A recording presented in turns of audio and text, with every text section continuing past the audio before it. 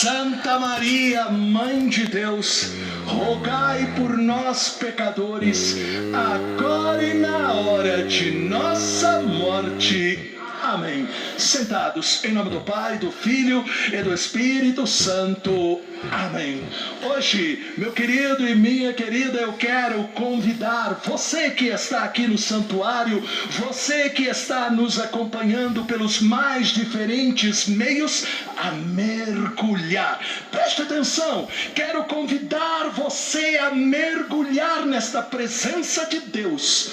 Uma presença curadora, uma presença que lá no deserto, no Antigo Testamento, quando o povo havia saído da escravidão do Egito, ouviu Deus dizendo: eu sou o Deus que cura. Portanto, hoje, mais uma vez, porque você veio a este lugar para ouvir a palavra de Deus, eu creio que esta palavra já está começando a te curar. E se você crê, diga amém.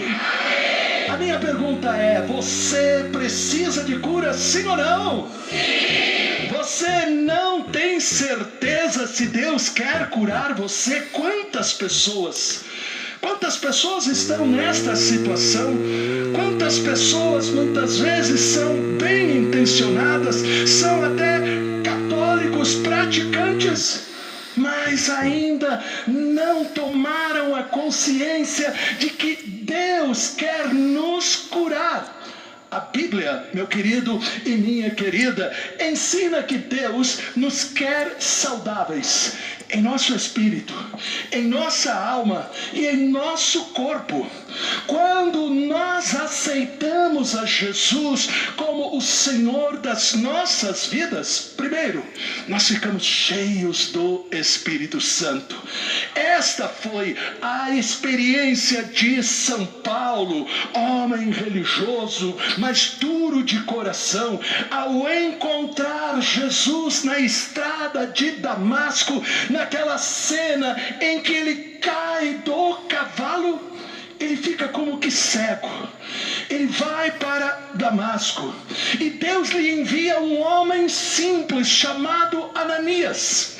Eu quero que você abra a sua Bíblia, porque é aquilo que hoje Deus quer que aconteça com você, que você tenha um encontro realmente vivo com Ele, Jesus, e que neste encontro você possa receber aquilo que o Senhor mandou Ananias dar para Paulo. E aí em Atos, no capítulo 9, versículo 17, página 1424 da Bíblia Ave Maria, nós lemos: Ananias foi como o Senhor mandou, entrou na casa e, impondo as mãos, disse: Saulo, meu irmão, o Senhor, este Jesus que te apareceu no caminho, enviou-me para que recobres a vista e fiques cheio do Espírito Santo.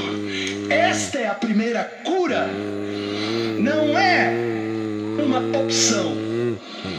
A primeira cura que você tem que ter é você ficar cheia do Espírito Santo. Amém?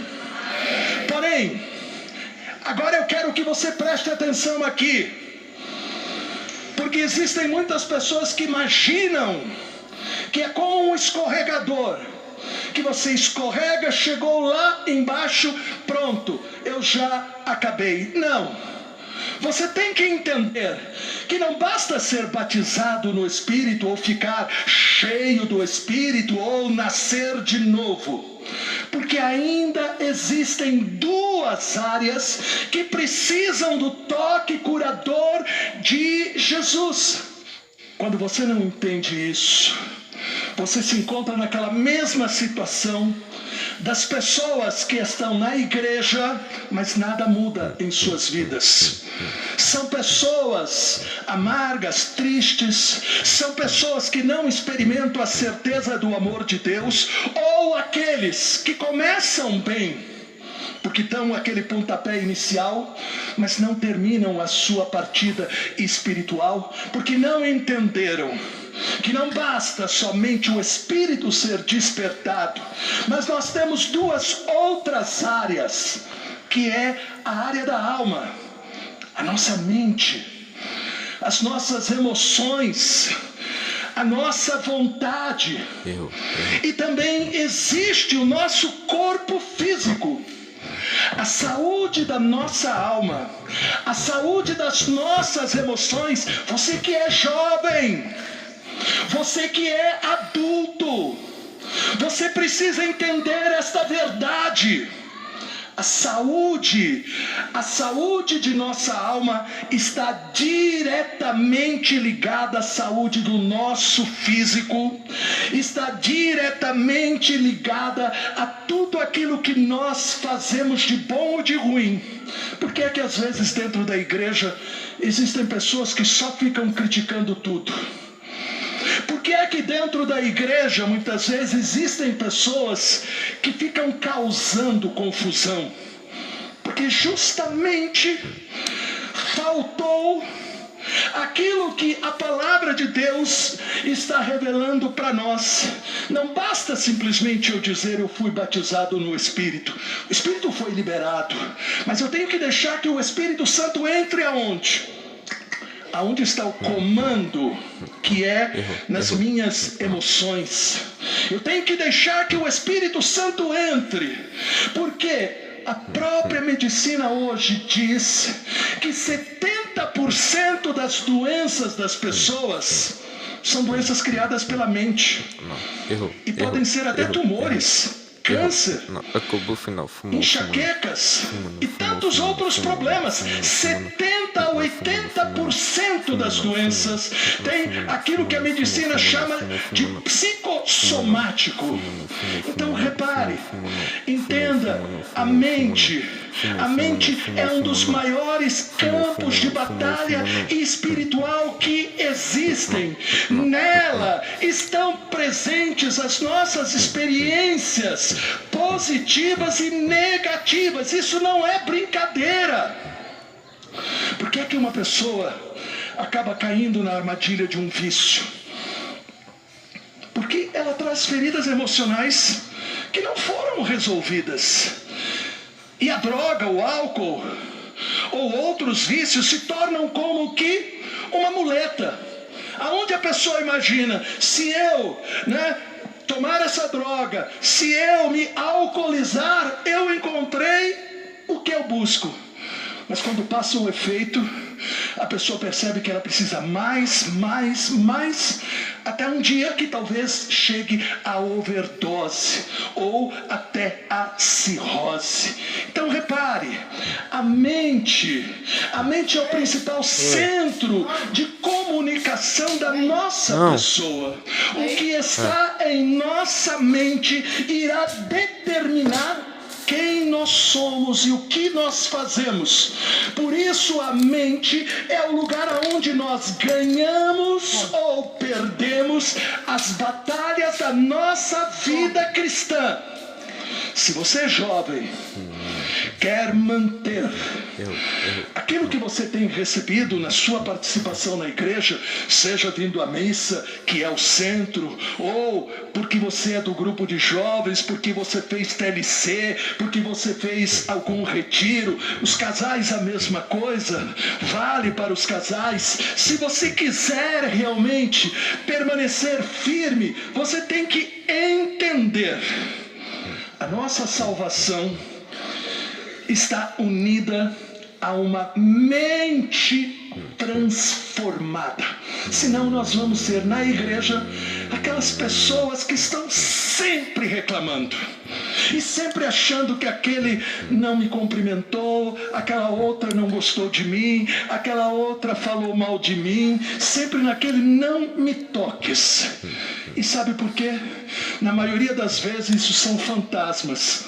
Existem realmente problemas que a gente vai enfrentar, mas muitas vezes nós criamos, através da nossa mente, nós criamos fantasmas. Por isso, o apóstolo Paulo aí na carta aos Efésios, e Paulo fala com autoridade porque ele era um homem duro, apesar de ele rezar, apesar de ele jejuar, apesar de ele ir para o templo, apesar de ele ser um dos principais da religião dele, o judaísmo, ele era uma pessoa que achava normal matar, maltratar, prender, chicotear quem não acreditava como ele.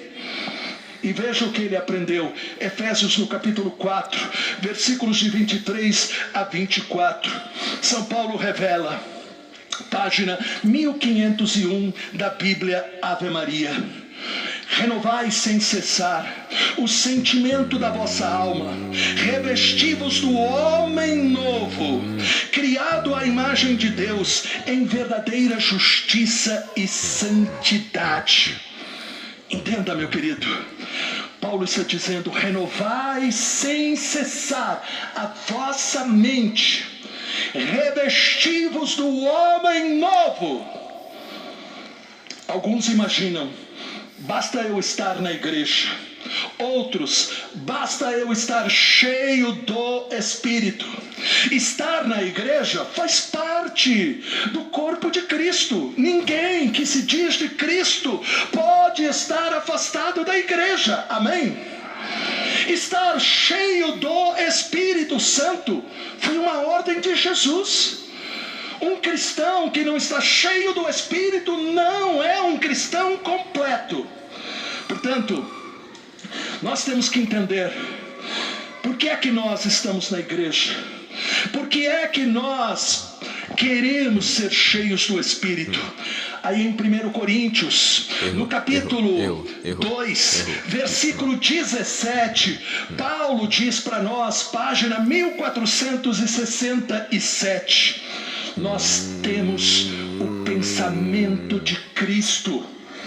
Tome cuidado, porque a gente pode estar na igreja ainda com o pensamento do mundo. Então a gente fica sentado de qualquer jeito.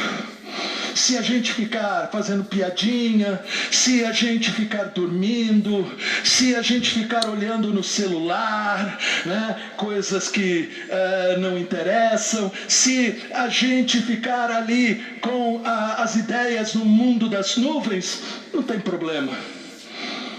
Não tem problema. Mas a mente de Cristo é diferente. A mente de Cristo busca aquilo que é do alto. Busca as coisas do alto. Por isso, aquele que está buscando esta santidade, ao entrar na igreja ele diz: eu vim buscar Deus. Deus que tanto me amou, que me deu o seu Filho Jesus Cristo.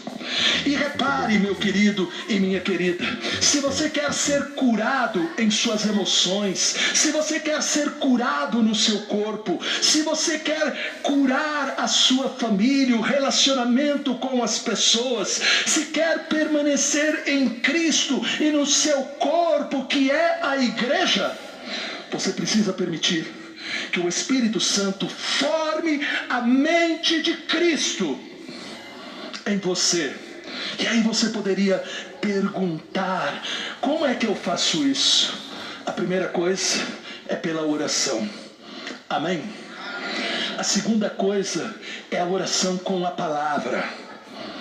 A oração com a palavra. A terceira coisa, você tem que permitir que o Espírito Santo grave versículos na sua mente, ou até você ter no seu bolso alguns versículos. Eu já contei a história de São Carlos Borromeu, bispo lá na Itália, em Milão, quando ele ia visitar a sua diocese a cavalo, porque não existia carro, né? Quando ele via os pensamentos dele trazerem tentações, ele parava, pegava um versículo que ele sempre trazia no bolso e começava a repetir este versículo para não deixar que aquele pensamento de tentação dominasse a ele. Repare, algo muito simples, mas que quando nós aprendemos a fazer, Algo muito simples. Quando, por exemplo, vem a tristeza, tem um versículo do apóstolo Paulo que diz: alegrai-vos sempre no Senhor. Amém? E você repete: alegrai-vos sempre no Senhor. E eu me alegro, Senhor, porque eu tenho motivos para me alegrar em Jesus Cristo. E quando você aprende a fazer este exercício espiritual, movido pelo Espírito Santo, você deixa de ser um cristão derrotado e você se torna